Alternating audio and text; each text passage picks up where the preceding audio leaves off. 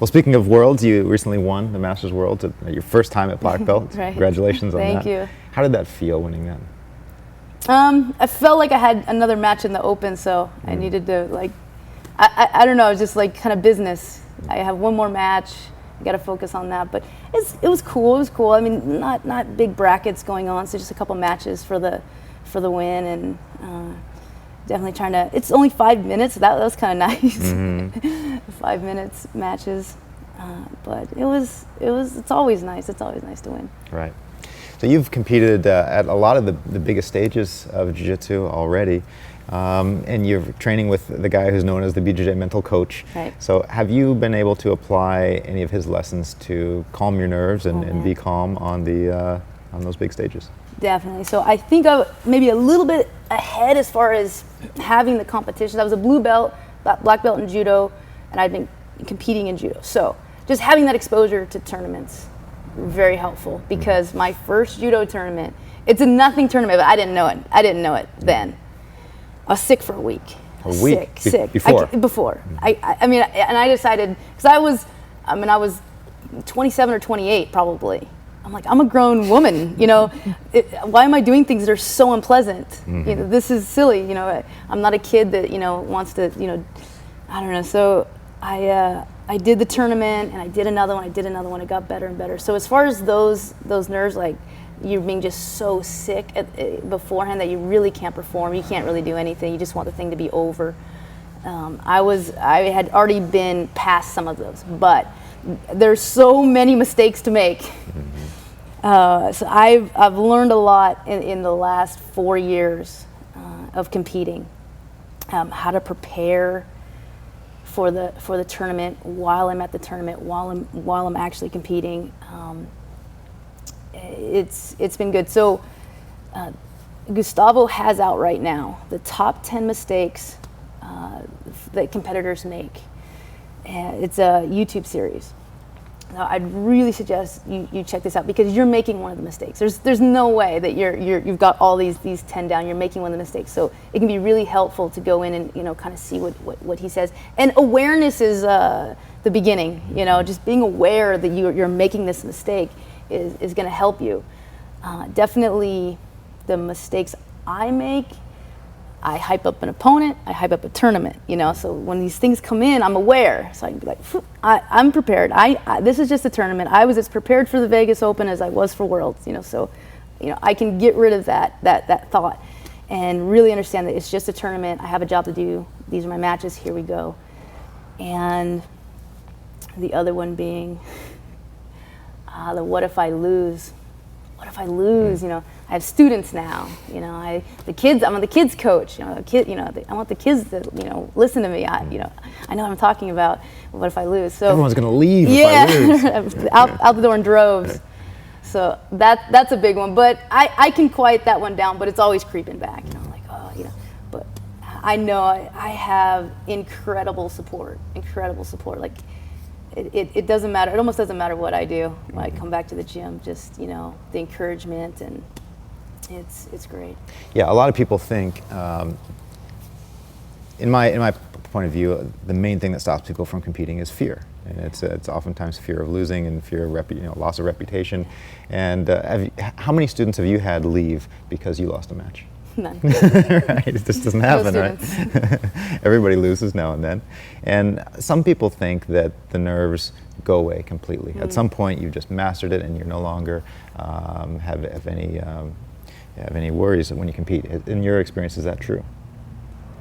If I want to meet the person, and there might be some overconfidence going on. I've seen that. Like, I'm not nervous. I'm good. You know. Well, maybe you're a tad overconfident. You know, you need to be optimally confident in what you're doing.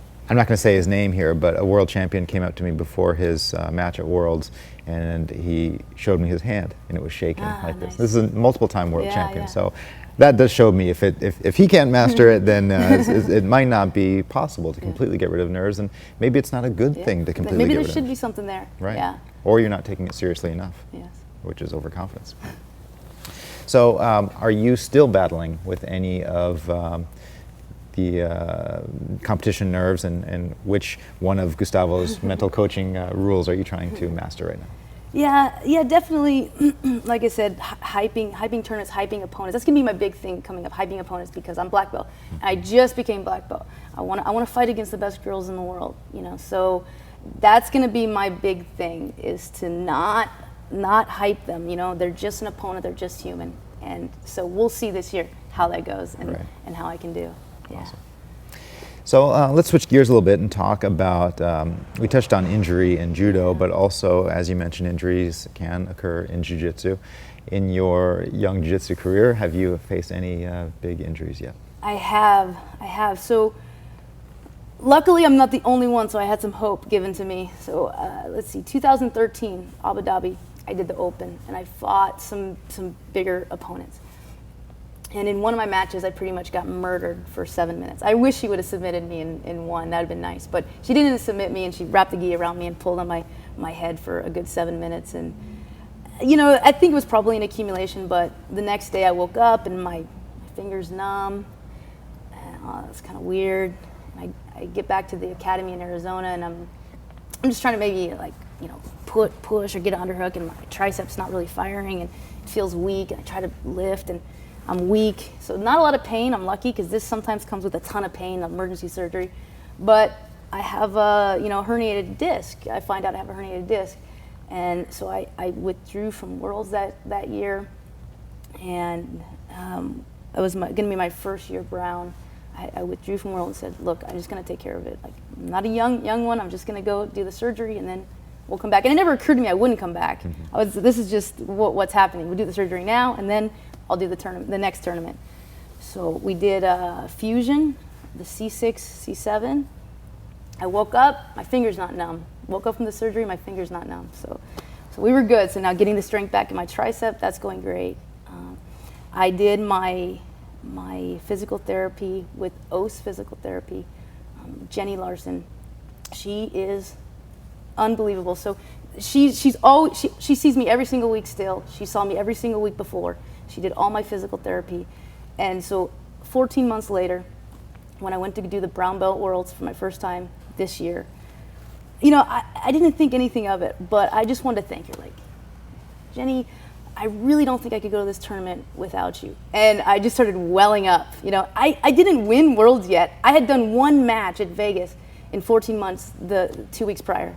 I'm going to Worlds, and I'm just looking at her like, thank you for getting me back to Worlds. And, you know, the tears are coming up, like, oh, okay, see you later, bye, you know. And you know, I went, and I did win that tournament, but I just wanted to go to that tournament. You know, I just needed to come back from my injury and go to the tournament. And sometimes you bump your way through a tournament, you end up on the top of the podium, and it works out. But wow. Yeah. You must have had somebody around, whether it's family or friends, telling you, like, you know, maybe you should call it quits on this jiu-jitsu thing. You know, neck surgery is not a small issue. I don't think so, because I kept saying, like, no. Tanquinho had surgery, won Worlds the next year, Black Belt Worlds. Nah, I'm good. You know, so I was pretty sure. And, you know, coming back from that neck surgery was one thing. Then it was all the little things that would accrue. You know, a little back injury and knee injury. And I found Joe Michela at Performance One, strength and conditioning, his strength and conditioning program for athletes. He's the 2012 women's weightlifting coach. So he has a program there, and he's been training me for a year, and that's made all the difference as far as preventing the injuries. If I have one, I come back from it faster. So it wasn't just the neck injury, that was 6 months. And then my lower back goes out, and then I have a knee injury. You know, so it's all these little things, and finding him has been the other piece of the puzzle.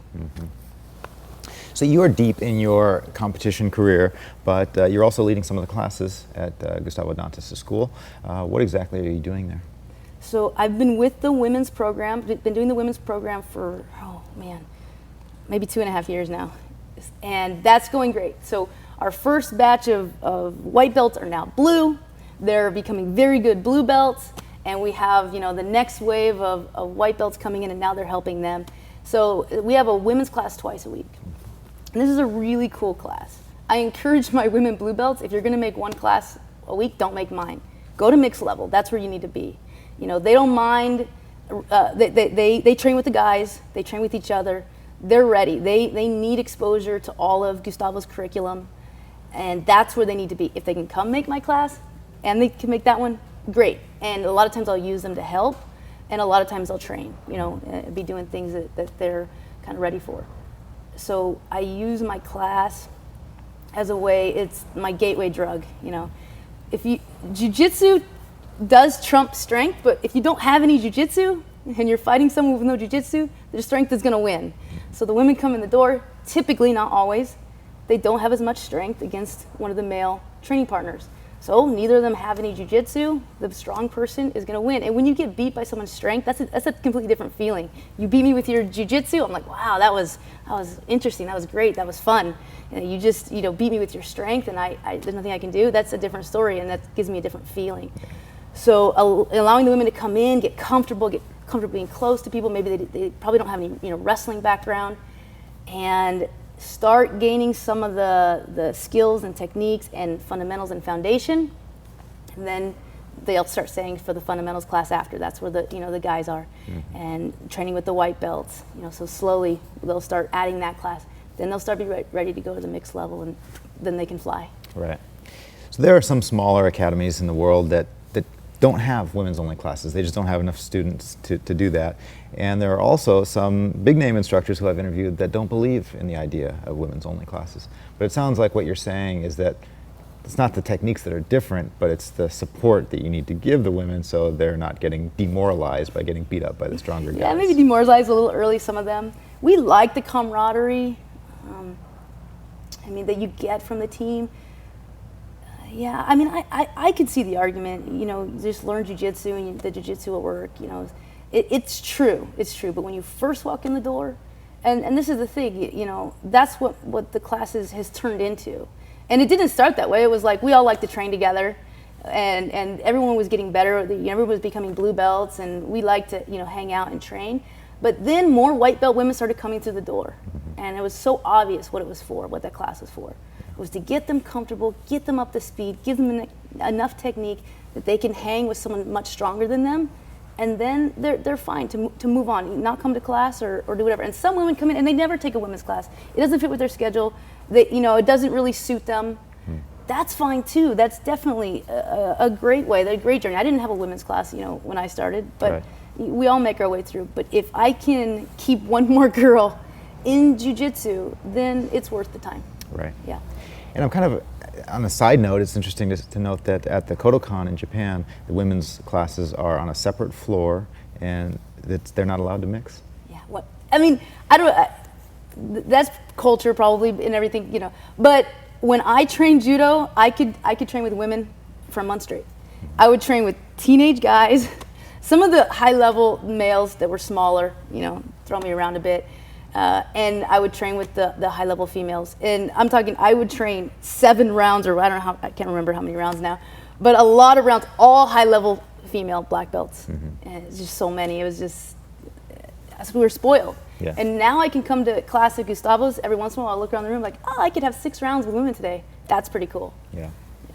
Yeah, and granted, you're a tough woman and an active competitor. Not all women are going to be as tough or as serious about their training as you are, but hopefully more. Do you think Ronda Rousey is attracting more women to the sport? Yeah, I think so. I think she's definitely inspiring women to be strong and be powerful. So that's all true. What do they want to come to the sport? Probably.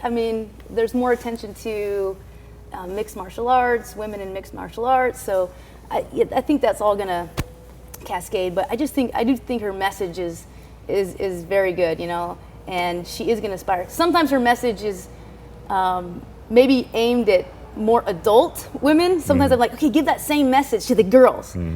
Take out the F word and let's tell them that same thing about being strong and what your muscles are for and to do stuff. And so I think it's great. I think it's all the right track, and yeah. When you think about the young women in jiu-jitsu today, they don't realize how far women's jiu-jitsu has come in this country and worldwide. It wasn't too many years ago when the brown and black divisions were put together. Yeah. And at ADCC, still, purple, browns, and blacks compete in the same division. How do you view the progress of women's jiu-jitsu? So you have to remember that I'm a baby. I'm brand new. There's just, there's always been in my mind black belt division. I don't know. I do know because I've been told, you know, and I can appreciate that, you know, Annette Sachs had her black belt longer than I've known about judo, much less, you know. So, in fact, she was the first jiu-jitsu seminar I'd ever taken. I was training judo at Stanford, and she came down, and it was the coolest experience. It was so inspiring to see her and hear her accomplishments and what I had no idea. And she's my friend to this day. She's awesome, and you know, but I don't really know what she's been through. She needs to come right here and answer that question, because I'm a baby, you know, I'm brand new. Right. For the young women starting out jiu-jitsu, maybe they're discouraged, maybe they get beat up a lot, maybe they don't have a women's only class. What final advice would you give them? Go look at the camera and tell them. To the discouraged, yeah. So I have a young female student who called, and you know, she wanted to, you know, and cancel her membership, and it just wasn't working for her. And you know, giving this young student the speech about what you can get from jiu-jitsu, you know, basically seeing it through, that it's a skill that most people in the world will never have. And it's one you can never take away. I will always have jiu-jitsu. You know, 10 years are going to go by whether you like it or not. And at the end of it, you can you know, have this incredible skill, know this incredible art, be able to share it with everyone, or you don't. You know, the time's going to go by anyway. And if you can accomplish something that's so difficult and seems so overwhelming, I mean, that's just going to spill out into every aspect of your life. Awesome. Great advice. Thank you for that. So before we move on to the technique portion of the show, any last comments, any last thank yous, anything else like that? I mean, I just would say, like, the last piece to, you know, kind of keeping me healthy, helping me recover, the Q5 Labs. I'm a Q5 Labs athlete, and they're so generous and so helpful, you know, that group, and it's been a big component in my recoveries from injuries and staying healthy. Yeah, great guys. Yes. For sure. All right, time for techniques. All right. Thanks, Sarah. No, thank you, man. Hey guys, we're back with 2015 Masters World Champion Sarah Black. She's also a second degree black belt in judo. So we're going to see some nice stand-up today. What do you have in mind? All right, so I want to start off with a gripping sequence. The one we're going to talk about is, I'm a lefty, so we're going to show left on left. But of course, if you like your right foot forward, you like to have your right hand on the lapel, you would be thinking about this right on right. So his right foot's forward, he wants his right hand on my lapel. My right foot's forward, I want my right hand on his lapel. So we call this the power hand, okay? This is his power hand, this is mine. So we're gonna switch. He's gonna be a lefty for me today. Are you a lefty? Nope. Okay. So I'm a lefty, he's a lefty. My power hand, his power hand, okay? So I can't just ever send him my power hand. If I send Jake my power hand, like, good luck, I'm never getting it back, okay? It's gonna be hard to set it on his lapel. So I'm always leading with my backhand, my offhand. I know this is his power hand. I know he's trying to set on my lapel, sometimes high, sometimes low. So I want to stop. I can sometimes block, maybe grab gi, maybe punch, maybe stop. Maybe he sends it, I grab it. So that's always nice when they send their power hand. But I'm here, I'm kind of blocking, and I'm looking. So I'm always looking for this. Every time he reaches, I'm, you know, maybe elbow up, keeping it out, under, elbow in. So not down, but in. So that's the first step here. Blocking his power shoulder, his power side here. I'm setting my own. Okay, so we're gonna go one-handed to control this sleeve. I know I want to control his sleeve, but I need to get it. So block, set my power hand, and we're gonna come over the top here, come down, and control the sleeve. In judo, I would do everything I can to find this hand. I would use this one, I would turn, I would get rid of it, because he jumps on my back, I would do a forward roll, you pull, and I win the match. So he's not as likely to, you know, jump on my back here. But in jiu-jitsu, game over, right? So I need to be protecting my back. So turning from him so much to get this sleeve can lead to some trouble. So we're gonna do it one-handed, but we're not gonna do it one-handed because we're gonna use our head. Just like if you're doing ground technique, you're passing the guard, and you need your head in there. Happens all the time, so we can't forget about this. I'm setting my power hand, I'm blocking his power hand, I'm setting my own, and a lot of times I'll come here like this. I'm using it to keep his back and to wrangle his power hand. And now I have all the grips I want, and I can start moving him. I can start attacking. So his power hand's gone, my power hand's set. In jiu-jitsu, very, very common. He switches his stance. That happens, he switches his stance. So he wants to get a grip on my gi, right? So I set, I wrangle, he grabs my gi, he sets, and he switches his stance, right? Very common. So now, all of a sudden, he's a righty. Good for me, right? He's playing the side that he's not used to. So one throw that I like, I've finally found success with it. Had a little bit at purple and a little bit more at the 2015 World Masters with the Ippon Seoi Nage, because scary throw, right? I'm turning my back, boom, and giving my back, yes. So it can lead to trouble, but I feel like I found the moment, right, where it can work. So what I'm looking for is the moment that he's not gripping my gi at all. I don't want any of his hands on my gi, and if they are on my gi, I want it like well past. Like sometimes it's like well past my shoulder, you know, kind of like this, or my it's loose, or so I want these situations where he doesn't have anything to climb back onto my back with. So we get to the point where we use like the take off the jacket technique, right, to get someone off your back. So we're gonna use the same thing to finish the Ippon Seoi Nage throw. So we'll kind of go from the same sequence. My backhand's going first, blocking his power side. I set my power hand. I get to his sleeve. He starts switching his stance. He wants the good grip first, which is inside. Boom, I block here. He settles for the outside. And this is the moment. This is the moment. He's reaching in, he's not there. He reaches up, no hand, and I'm dropping. Okay, so one more time. Blocking. Here, he's inside, it's not there. He goes to the outside. I'm dropping. Okay, so not always as nice where they fly because they're trying to stick to their back and we're taking them off and coming up. So I have a little bit of footage from some of my matches and hopefully kind of seeing that moment with the hands by or the hands off. I drop and then just working to take them off, come up and establish the 2 points. It's a beautiful setup. So many small details. You know, it's not just done in static. Right. You had this nice window for you to come right in there. Yeah. Sometimes the one of the clips looks just like that, where you can see like she's reaching, and then you see this hand. You can even stop it. You see the hand up, like I'm already gone. And sometimes it's like I'm making the window, I'm making the space. Maybe they fall down in another throw.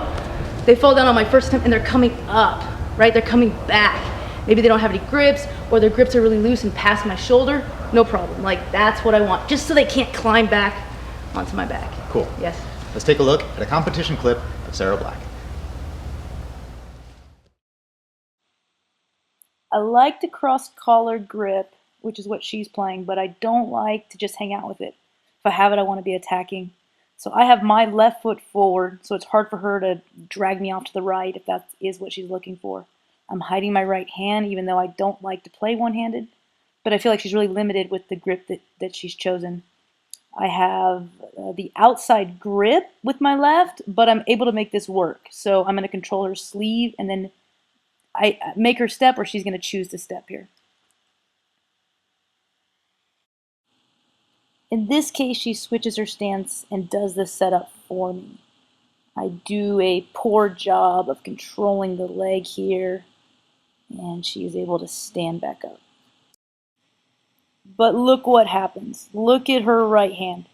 It's well past my shoulder. So she has a grip on my gi, and we're kind of talking about throwing Ippon Seoi Nage with no grip, but essentially this is no grip. Her hand is well past my shoulder, so once I turn, it's going to be really hard for her to climb back onto my back. So we're just kind of to the take off the jacket technique at that point. So maybe I don't have a big clean throw over the top, but still, she doesn't have a grip, and it's really hard for her to climb back up and take my back.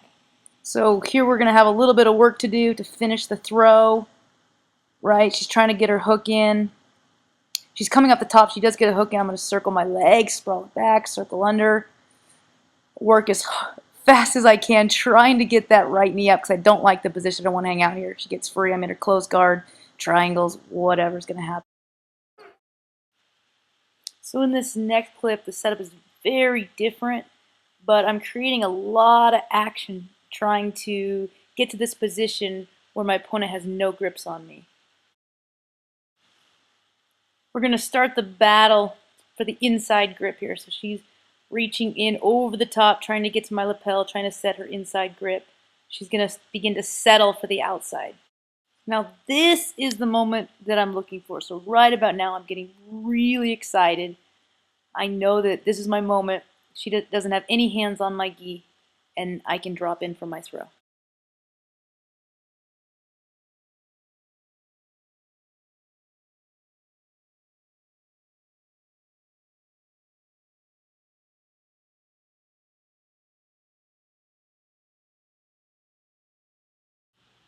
In this clip, again, I'm creating a lot of action with the foot sweep attempt. My opponent has a size advantage on me here.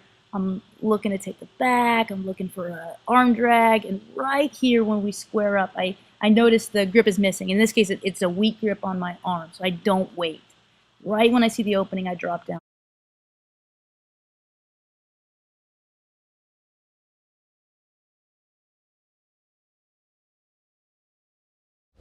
You mentioned sometimes if the guy changes his stance, like I'm naturally a righty, what if I switch my stance? Will that block your Seoi Nage? No, and in fact, for the Seoi Nage, you can switch your stance too. Okay. As long as you have no grip, I can drop. So, but sometimes the moment's not there, or I wasn't ready to drop, and you do end up getting the grip. So I really want to try to stop you from getting inside. So here's the game on left on right. The game on left on right is I want the inside, right? And you want the inside. Because if I'm inside, I have to beat your hand to get in front, okay?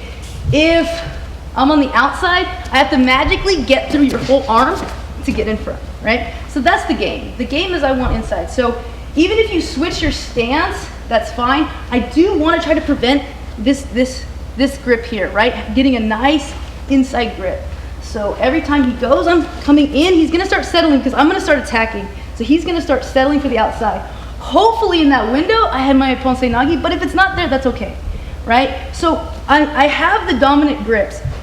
Now, a very common throw we see the Kata Guruma or the Fireman Carry. So this is kind of an alternative Kata Guruma. So I'm looking for this reaction here. I have all the grips I want, I'm starting to attack, and my opponent does this. He sets his elbow on the inside.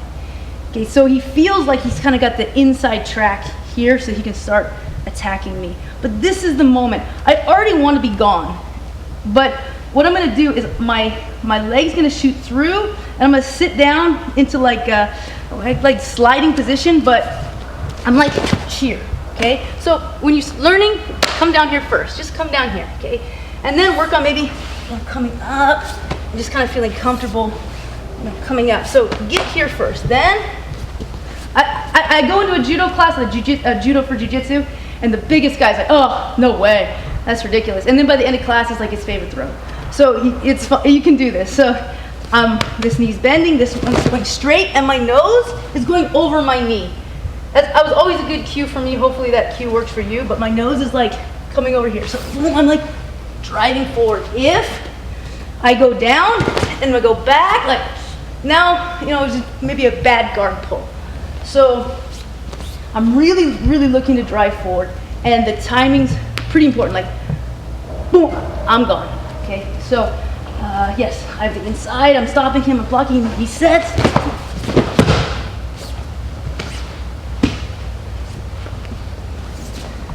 We'll slow it down a little bit. So no grip inside. Takes the outside grip. He sets. So look, I'm opening. I'm putting my head under.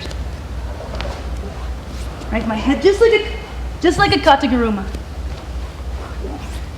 And now I'm going to switch from the sleeve to the leg. Drive, get my head out, and come up. So sometimes you get stuck down there with your head, and you're not going to get your 2 points in competition. Boom, until we get our head out, and then we'll get our 2 points. One last time? One last time. So I have the inside grip. He settles for the outside.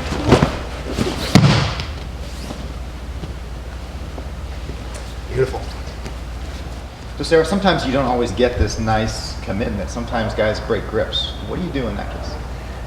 Okay, so I've been playing with one particular bit of timing with the grip break.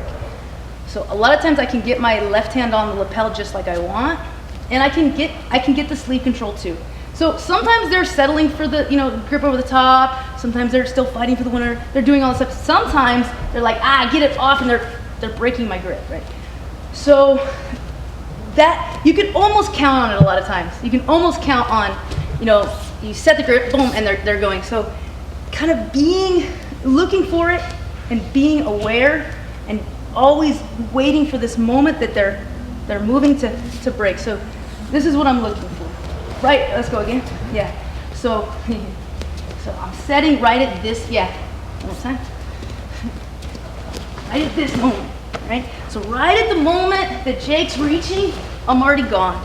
He's kind of arm dragging himself, he's putting his arm across, but it's kind of leaving this window here. And I'm gonna bring my elbow down really, really tight. I have whatever grip. Sometimes I'm sitting here at the end just because that's what I had. I'd prefer, to be up here more by the elbow. So in jiu-jitsu, I really want to take him off my back. I don't want to end up with him on the ground, still attached to me. So I'm going to the leg here. I'm lifting, to kind of take him off my back. That's so cool because I feel so comfortable here. I feel like I just broke your grip, but both of my arms are extended. Fall right into the trap. Yeah. Play with it when you're doing the grip breaking. So a lot of times in our class, we'll go 1 minute rounds of grip breaking. So you can just pretty much count on the guy first thing, he's gonna reach to break that grip. So start getting used to, boom, trying to get a grip on something. Sometimes you'll have the grip already, he'll go, I'm already in, right? So it's a fun thing to play with, to at least see if you can get the entry, and then maybe put it into your training, your sparring, and then maybe competition. Cool, let's do one more time. All right.